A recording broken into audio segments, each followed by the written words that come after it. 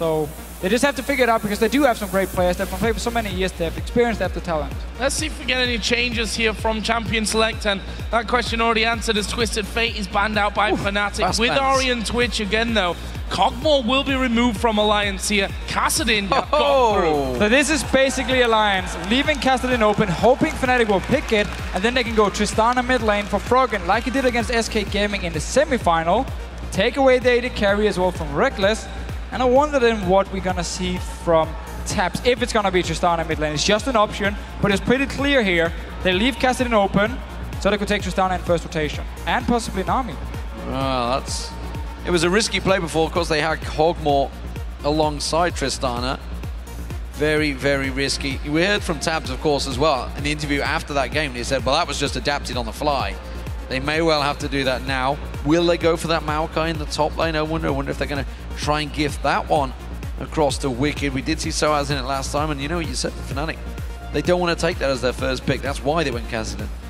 Yeah, and we just have to see what Alliance responds. I mean, this is going to tell us a lot about how Alliance look like the likes of Maokai and Nami, and potentially even a third AD carry, because they have pretty much everything open in terms of supports and in terms of tanky top laners. And it seems like they actually don't want to take either of them and want to see what Fnatic is going to lock in first before they respond. I mean, we still have to remember, it can be Tristana mid lane for Froggen here. Yep. Could also go into the AD carry role, and Fnatic have got to kind of pick around this now with almost questioning themselves. Where is that going to go? Will he do it like we saw yesterday? Do we now pick our AD carry, or do we leave that and see still? So questions and a few mind games here coming into this one. And it looks like Fnatic are going to say, you know what, Tristana mid lane or in the AD carry role, let's just take our bottom lane and be happy with it. Lucian and Nami. One thing we shouldn't discount, we have seen Kassadin's in top lane. So as True. could well be one of those players to pull something crazy out. Well, so Lucian, Nami, they do take the Nami, which should mean the Morgana pick will be risky on the side of Alliance unless they want to go for the lane swap this time around and avoid the laning phase against the Nami here. Otherwise, Braum could be an option against Nami once again. It is a bit of a tricky lane. You can get out of it, and then it's all about the team fights where you have your ulti to block and actually completely remove the Tide Ray from Nami, and also works well against Lucian, and he's calling. But Reckless used to always build Blade of the Ruined King and Ghostblade on Lucian here. I wonder if he's going to do the same and try and once again look for these picks in the side lanes and not necessarily straight up team fights. Well, he's currently dancing around a bunch of picks, hovered over a lot of AD carries, but not going to select one. So he's keeping Fnatic guessing. He's like, we're going to go double AD, or are we? We're just not too sure. So when they're Fnatic, also when Alliance played double AD against SK Gaming, they had Sugar on Lee Sin, they had Nif on Braum, because again, double AD, you auto attack very, very fast. So when he puts his passive on one target, instantly this target is going to get stumped by the 2 AD carries. And also you have this front line now of Lee Sin, the Bruiser, you have Maokai the tank, you have Braum the tank. So it's the same setup here. If they do lock in an AD carry for Taps, we're going to see double AD carry once again then for Alliance. Let's see what they pick. Could also go like Orianna in the mid lane if they want to, for Froggen instead. So we did see Swain then in the top lane for Soaz in game number 2 actually of that match against Rocket in the semi-finals. We already know that Soaz can just play seemingly everything, so should never be surprised as to what he brings out. The real question is, does that Tristana land in the hands of Tabs now, or will it be Froggen? And then what is Tabs actually going to be playing in this one? Up against a Kassadin in the mid lane. The lane matchup for the AD carry, of course, will be against Lucian Nami, if they want to stick it to a 2 versus 2, and it is going to be Jinx coming in, so we will see that double AD setup. Yeah, double AD here. Some tricky lanes though for Alliance, especially also with the Swain one-on-one in the top lane. I mean, Swain is a great champion if he gets his standard lane, but if you do lane swap on him, he can fall very far behind because he's not very good at farming the jungle. So we could definitely see Alliance here focus on getting the lane swap early on, also dodge around his Nami Lucian lane. Lucian is not as strong in the lane phase due to his shorter range as we used to see, but he's still very, very good. He's the same kind of, he's good all around. He's very safe. You can build multiple different items. Of course you can build different items. I mean, there's different ways you can build him. You can build him for like the one-on-one potential with the Blade and Ghostblade, the mid-game power spike, or you can build him full late game still. But double AD from Alliance, as expected once we saw the Kassadin, Tristana mid lane, it's going to be very, very easy lane for Frog, and they're going to put a lot of pressure on Xpeka. Yeah, for those that just tuned in and maybe haven't seen any Gamescom so far, we did see this from Alliance against SK Gaming, and it did prove successful. It was their third and final match, which they won. Of course, the game number 4 of SK, if you want to check it out. Different plan here, though. They're up against Peke and not Jesus. We'll see how that works out. Top lane advantage. Well, some say Swain is stronger than Maokai as well. So it's a tricky lane phase, whereas if you look towards SK, they were caught off guard. Fnatic will have known this was coming. Yeah, I mean, as soon as they locked and casted in, and Tristana was open, it's pretty obvious, okay, they do have the option of going this double AD carry, and then Braum coming in against the Nami and Lucian for the team fights where you can block both ultis, pretty much just as a support, which is pretty strong in these fights here. But I would expect Alliance to go for the lane swaps. If they do manage to get it, we have to see who actually plays the best, because in the last game, Alliance managed to do really well in the lane swap. And there we see the trophy just out of our reach there, down there. But yeah, that's what these teams are fighting for. And let's not forget the #1 seed at Worlds, which means you go into the top pool and avoid the top seeds out of other key regions. That's a really important thing here for Worlds. Well, here we go, ladies and gentlemen. Game number 2 underway in front of a packed Gamescom. They are very much queuing out the doors right now, trying to get in here. Fnatic, 1 game down, starting out as the blue team up against Alliance, who currently lead 1-0. Unorthodox style, double AD comp, heading all the way back to Season 1, which Fnatic will have played in and won, remember. Soaz.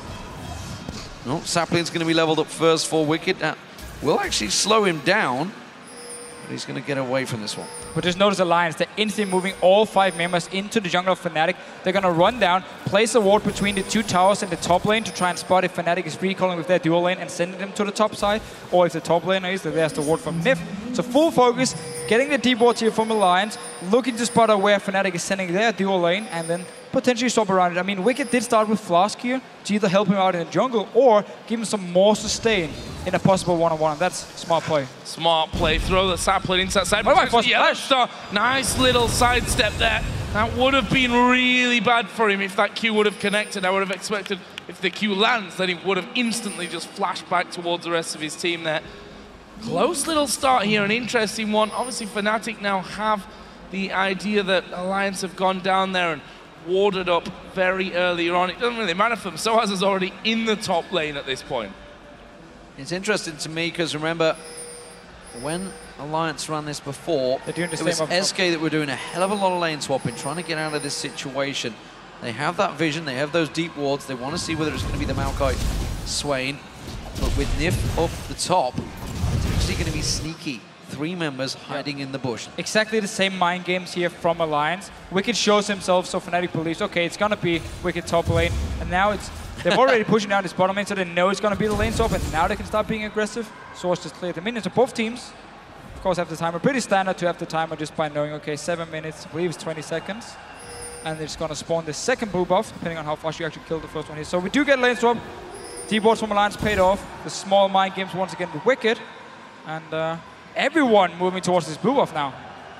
Could be interesting. Yellow Star is getting in position, not got a ward to actually put down there, so he's kind of doing this blind. There is Wicked, seeing Soaz off on the side. They don't know what they do now that Cyanide is there as well. What are they going to do? Braum is coming in as well, and it looks like they've done enough to force them away. This is very risky stuff at these early levels. Everyone's so very squishy, not got their full complement of strategies either. Both smites are actually up here, so we may just see a smite battle coming in for this blue buff. What are they going to do? Reckless now joins, and that'll force Nif back a little bit. Chuck comes through, get the smite, gets his blue buff as well. And this was 4 members from Fnatic, because up in the top lane, Taps is just standing farming. This actually meant that Reckless lost some farm in the bottom lane because he had to be with his team, and they didn't even manage to get the blue buff. So Tabs all on his own, farming away. Mid laners were farming as well. Froggen and Peke have had a little bit of a tit for tat in that mid lane. Quick exchanges between them. Peke making sure he uses that null sphere on him every single time he steps forward. Following with the shot to just burn down Peke. Quickly shields it straight back up and stops that hit point melt. And it's actually Peke that's coming out ahead. We'll see how the farm works out, because Froggen managed to build up a hefty lead over Jesus in this lane. He was at 100 CS before Jez has hit 70, so we'll keep our eyes peeled on that one. 3 members in the bottom. They're doing a reverse. This is not good for Fnatic. Again, while Fnatic had the 4 members at the blue buff, the lane was actually pushing towards the Tower of Alliance, so it meant after the blue buff was taken by Shook, Wicked and Nif went down together like they did in the last game and picked up everything. They got all the farm there, 8 minion skills. They missed a few, Wicked, but still got experience from all of them, while Source was forced to just stand in the lane. Level 1 still, being zoned away from these minions. Not going to get the last hit. Will get the experience. There we go, he got the experience for the 2, but still, it's the same deal. Wicked comes to the tower, he gets all the farm picked up because the lane is pushing. And Reckless wasn't able to freeze the dude to have to run away, and simply means a lot of farm for Wicked already. And a lot of farm for Tabs as well in this top lane. See, Reckless and Yellowstar have finally headed up there, but Tabs saw them coming, already deciding to back away from that one. And Yellowstar just trying to get as close to the tower as he can, see if Tabs is actually just leaving that one, and they should hold this lane in place now. Wicked's going to be recalling, which means that Tabs will come down to the bottom, we'll get these 2v1s. Yeah, they keep swapping around here. They want to make sure Source is not one-on-one against Wicked. I want to send down the dual lane, trying to deny some farm again. Source will get a massive wave coming into his tower, and there's nobody to stop him from farming it, other than himself and Cyanide just staying around. Nif is not exactly scary enough, even though he is pretty manly. Yeah, so as absorbing a little bit of the experience there. I don't think that was too welcome.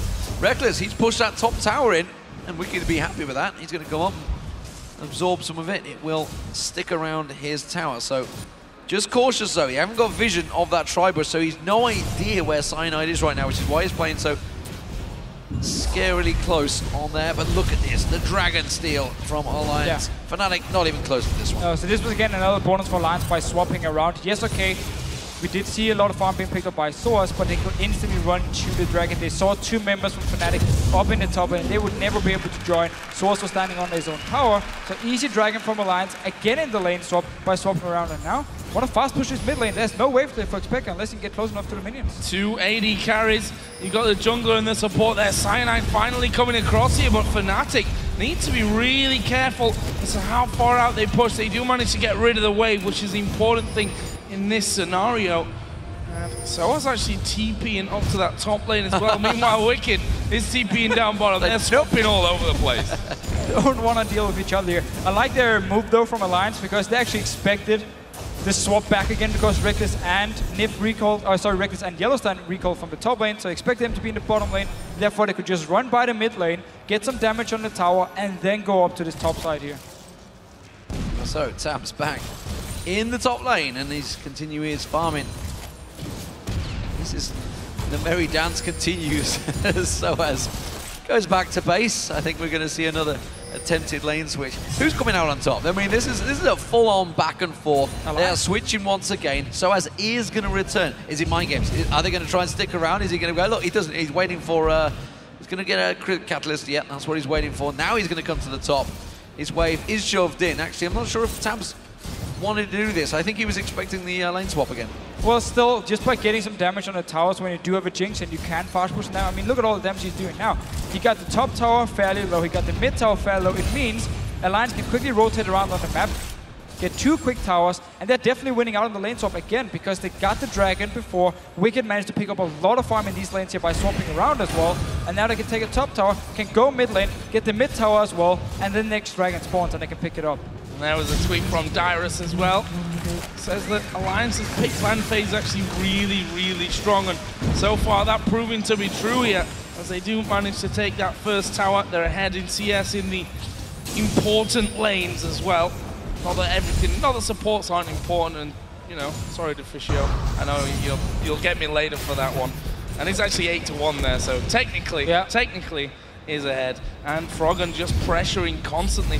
Funny actually, because I think Expeke was the first person to actually play an AD carry in the mid lane in the LCS, right in the very first game of the LCS against SK Gaming, where Ocelot played in Nivea in the mid lane. Wow. Someone's been watching some old games, like the rest of us. I like to watch it to see the time. Didn't want to jump there, that's for sure. Cyanide comes in, Nif to the rescue just in time. Blocks off the damage, but now he's in trouble maybe. The chompers go down, they're trying to dictate it. We haven't seen Froggen back away. Tabs is actually out of position. Niv's going to continue to get chased. Tabs can't get involved in this one. He now has to get away. Never move dudes. He's got flash available, but they could just follow through. There's the force balls. Will slow him down, and he does get away. So first blood strikes, and it's actually Alliance that make the mistake. And would you believe Froggen sneakily came back around? They're going for Yellow Star. They're going to jump on him. I'm not too sure they've got the damage for this one, though. He should be safe, but I'm not so Shook will be. Whew. Has to get away. Oh, Peke, not done yet. He may well get him. The jumpers go down. Peke, he's in between 280. Get away, Shook. He gets onto Shook. Now he gets taken down. Well, I'm not sure they want me to breathe in this one, Joe. Well, I was just watching with like big eyes at this because I didn't expect to fall through. My initial thought was that was pretty amazing and quick reactions from Shook, but Peke doing exactly the same. Rift walk to flash, and now Nif in the mid lane is once again going to be pressured. Cyanide is not really doing much farming. He was doing big circles around the mid lane. Keeps coming in and out to defend that one, and that's the rest of the team now coming in. Another ring around from Cyanide. Shook's also going to come straight down this mid lane. The tragedy of that whole play is Soaz' never moved, never actually landed, so he didn't even get an assist, he didn't get anything. Poor guy. That's what he wanted, he needed that assist like gold. He shoved the top wave in. Tabs is going to gratefully accept that present and clear that wave out. While this is all happening, Wicked's off on his own. He's having a great time down the bottom right now, farming up a storm. So Alliance, while they are 2-1 down in kills, they are ahead in gold, and it's working well in their favorite lanes. Still though, give up 2 early kills to a Castellan is never really smart. I mean, next time Expected goes back, he can get the Rod of Ages completed fairly early on, and that's why he chased. Even though there was a chance he actually died, he knew as long as he gets some kills early on here, he can be the guy to completely snowball out of control. So chased for it, got the 2 kills, ended up giving double buff to Tabs, but he's just been sitting in an empty lane anyway, so the double buff really not been used, but he's gonna come to this mid lane. Remember, the tower is still very, very low, and double AD carries can push it very fast. Froggen just destroying those waves. Here comes Jinx. Only Peke there is going to force pulse the wave down, but with that takes a good chunk of damage as well, down to half, but I think he's actually held on to it, and there was Cyanide as well running in. And Cyanide again able to defend at least for now, but it's not going to last long with both Jinx and Tristana there. Looking at the build from Froggen, actually he wants to go for the play of the Ruin King, but let's just see what's going to happen here. Yellows are setting up, Tidal Wave coming in, and denied. Denied, Cyanide goes in, they just hold back away, teleport comes out. Wicked wants to join the party, that tower on next to no health, but they will fall back and hold. So teleport not exactly used to great effect. We are going to see Soaz head straight across, he's going to get a giant wave, but with the dragon up in 10 seconds, it's Alliance with positional advantage. And 2 ultis gone here from Fnatic. Cyanide and Yellows are both used it in the mid lane, trying to pick up some kills. Alliance setting up for this dragon here. They want to take it, they had the timer up in his top lane. He wants to do this farming, but does have teleport, so he can join it if needed. Ward back over, Dragon already down to half HP. Fnatic are nowhere near this one. It's going to be another one for Alliance. There's the ultis coming out. Yeah, it's not going to be the focus. Super Mega Death Rocky comes through. It's Froggen that gets the kill. Peke also very, very low. 2 more ultos will actually stun him. The zap hits. That's going to be it. Peke goes down. It's a double for Froggen, and they're going to get the mid tower. So in game 1, Fnatic didn't want to contest any dragons if they felt like they were in a risky situation. This time around, 2 ultis are gone. Source wants to recall in the top lane. He's only sitting on the catalyst. And yet, Fnatic actually went in for the fight. Source was teleporting at the ping ward to see down the bottom of your screen. That was so far away from the rest of the team, he would never be able to join in time. Insanely risky move by Fnatic here. They didn't stop the dragon, gave up 2 kills and the mid tower here, completely backfired. And they didn't do this in game 1. They would just give up the dragon and say, fair enough, let's not take a chance. I cast my mind back to last time these played in the LCS Summer Split when Alliance completely bullied Soaz out of the game. All this positional movement did exactly the same thing. Still waiting to get that Rod of Ages completed, but Wicked, you can see, it's a 20 CS advantage he has over him, along with that assist. Wicked's getting all the free time, while Soaz, he's desperately fighting against this one. Well, and the rest of the team, they're starting to create plays, and Alliance now with 2 towers down, the 3rd one surely will fall soon as the AD carries head down towards that bottom. At the moment though, it's a 3-man defense versus a 3-man attack in the top lane. Shook is actually off doing Golem, so he would have been a little bit later to that party.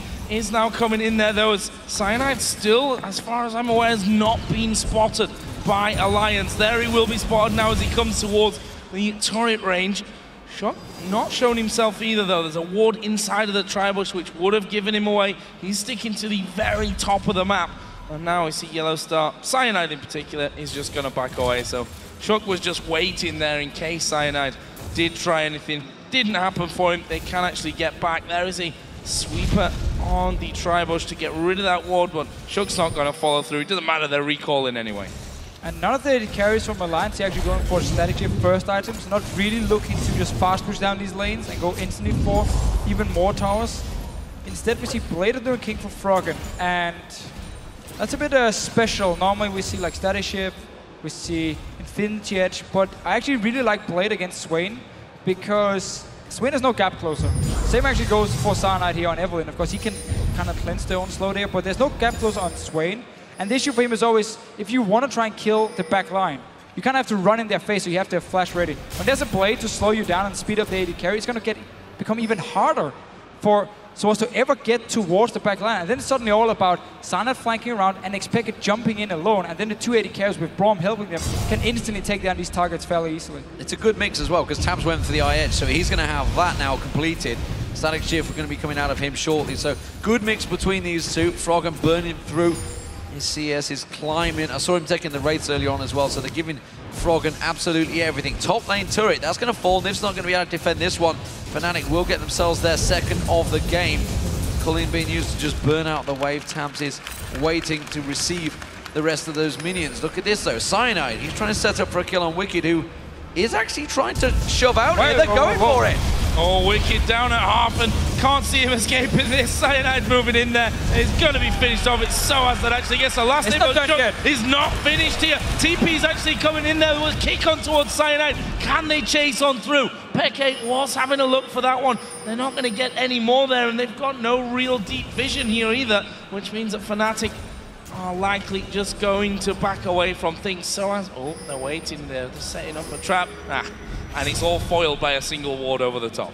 Yeah, so Wicked actually wanted to set up the game because Froggen was running from the mid lane and Shook was running from the jungle, but he didn't know Cyanide was there, so he just went too far away from his team, went a bit too early, ended up dying for it.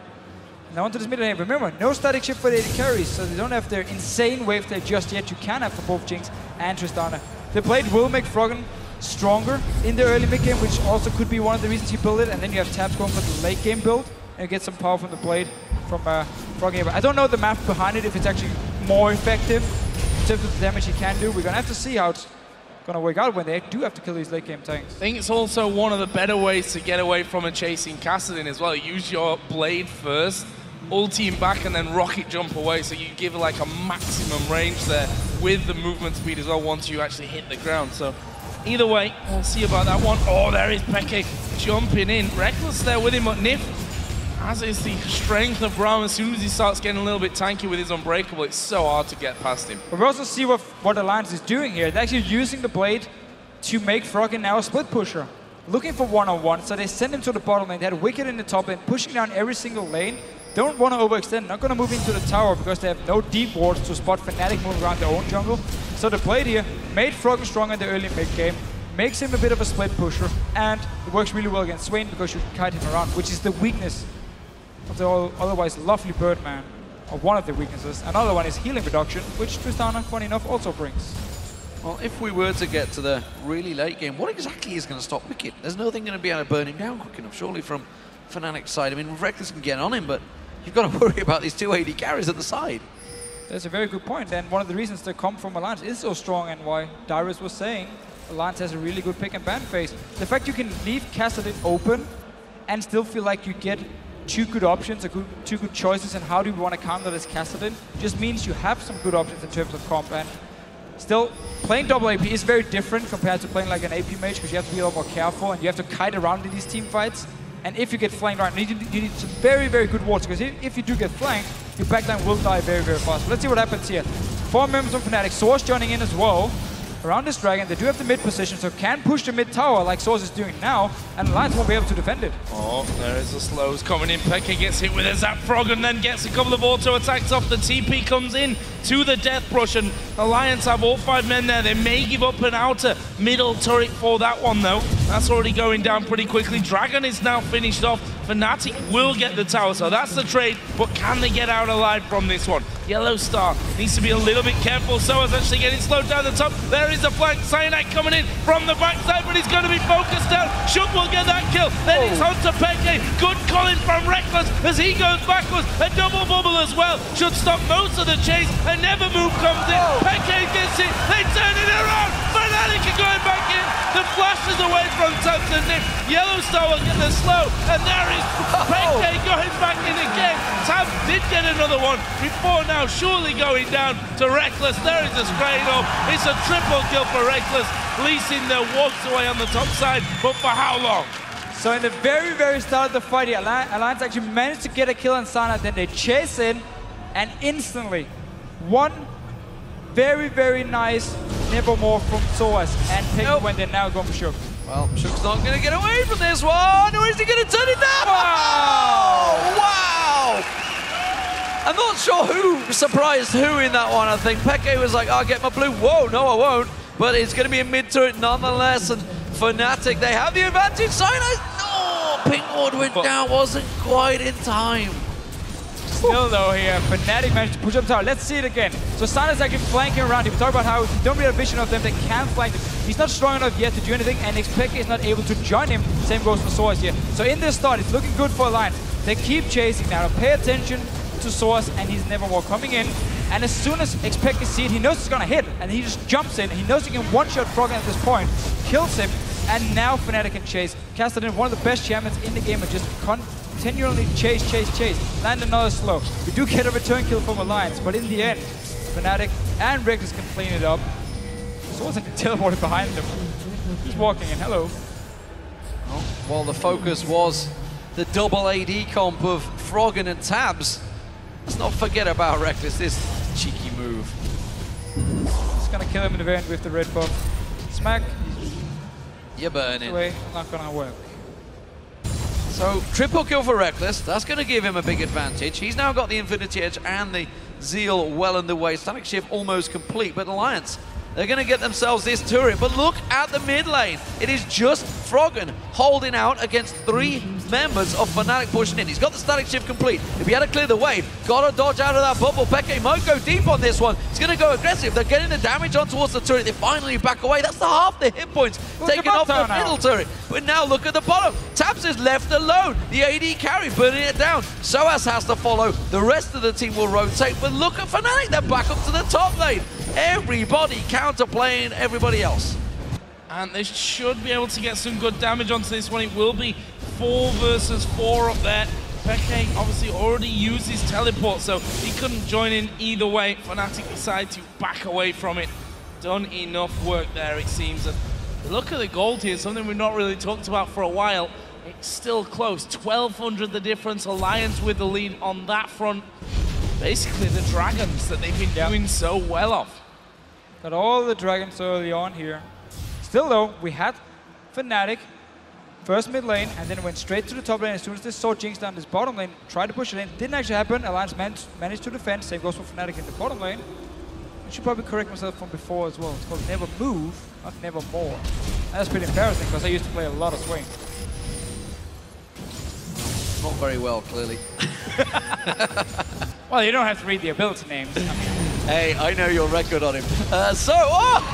Big plays coming in. Cyanide deep into the team. Shook bouncing them around. We knew what he does on Lee Sin, and he does it again. Soas gets locked up there. They're going to burn him down, but there's a lot of damage coming out from Reckless. He tries to choke down Shook, the rest of the team back away. They turn it back onto Yellow Star. They're burning down. One more hit will do it.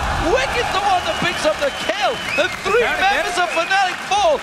Alliance move to Baron. It's dangerous, dangerous play with Reckless and Peke still alive. So Peke was down the bottom lane farming. He wasn't there with the team, and Alliance, they saw an opening. They went straight for it. Beautiful engage. The brawl multi as well from Niv was perfect. And then when you have these 280 carries staying in the back, they can just go ham. Fnatic though, they want to get this mid lane. Think about recalling here someone from Alliance. It's actually Nif that started it. The rocket jump from Froggen will put him out, and he's actually looking to come in from behind them. Baron does get finished off. They're going to try and squeeze Fnatic in here. There's 4 of them come through the lane. Fnatic wisely heading towards the bottom side of the map. But look at this, there's a TP from Wicked. He's going down into the bottom side of the river. He'll be able to hold one of them down for long enough for one of them to get in there. Who's he going to go for? He goes for Reckless, who will use an instant flash, actually putting a lot of damage back. It's all going to be down to the Q from Shook. No chase going through. Fnatic get the inhib turret. So they get the inhibitor turret here. Still lost the Baron and the fight. Let's see it again here. Expector's down his bottom and he's not able to join. Shook goes in. Forty engage, Wicked joins, and look at those here from Nif coming. So perfect. It blocks the entire entrance into this jungle. And then you have 2 AD carries now. Froggen and Tab standing in the backline. Nobody can get to them, so they can just deal all the damage. They're perfectly safe. You clean up the fight, you get the kills, you get the Baron. And honestly, if you do pick up 3 kills on a Baron, who cares about your mid inhibitor turret? That's just it. Braum is such a key component to this whole team comp. And yet he was picked up very late. That little sapling finally gets the touchdown. Froggen wanted the reset. He just watered the plant, made it stronger. Oh, God. So, double static shift, now picked up by Alliance. Dragon's going to get taken. Still, of course, the Baron on Alliance. They haven't shoved anything down yet. It's actually the top lane that's being pressured by Fnatic.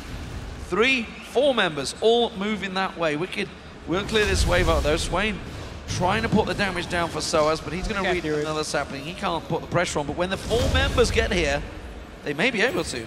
Well, everyone is recalled from Atlantic except for Froggen, who's still sitting down his bottom lane.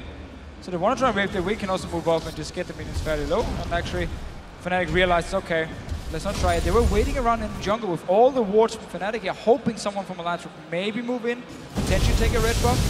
Just didn't happen. They were running base here, and Alliance in control for now. They can decide, do we want to use our double AD carry now to siege up a lane, push down these towers here, and force Fnatic now to engage. As long as Alliance ward the sides, especially with ping ward, so they can spot Cyanide flanking around, put a ping ward behind them as well, they should be able to avoid any dangerous engagement from Fnatic and then just push down these towers. I mean, look at the AD carries. There's so much attack speed on them and attack damage.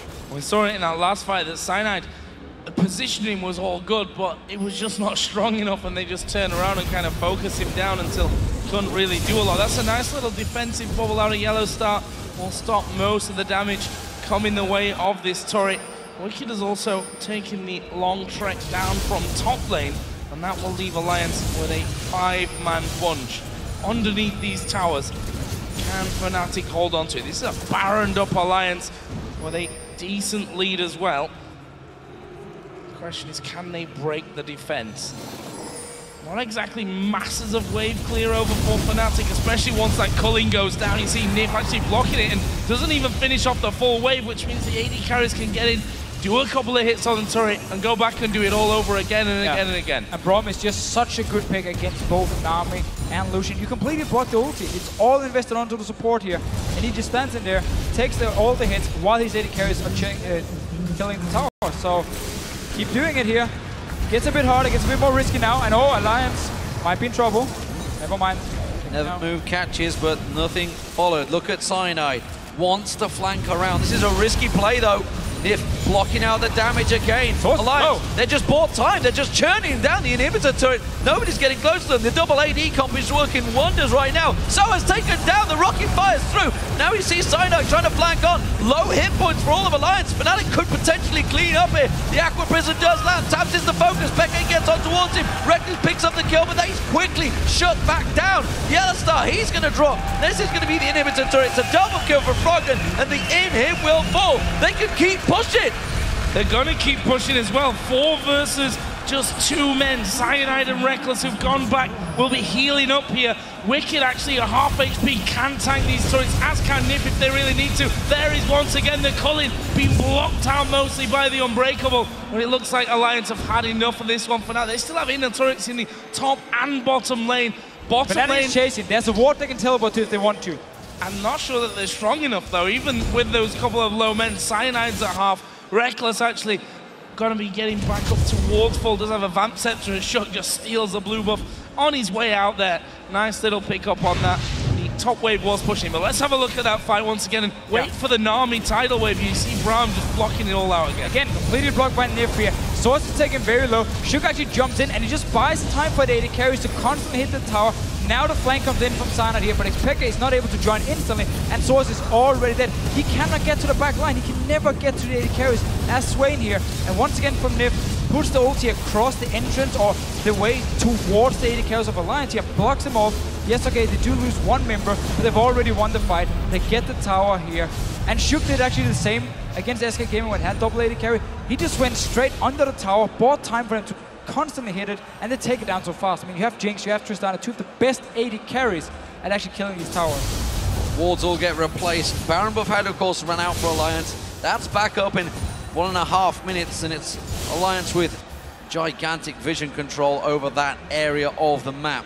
Froggen's going to shove the top wave down. That's going to be forced pressure on towards that inner turret, which could indeed be on objective themselves. The rest of Fnatic are hovering around position. They know they've got a minute to go in, but they have to group. They have to move on force.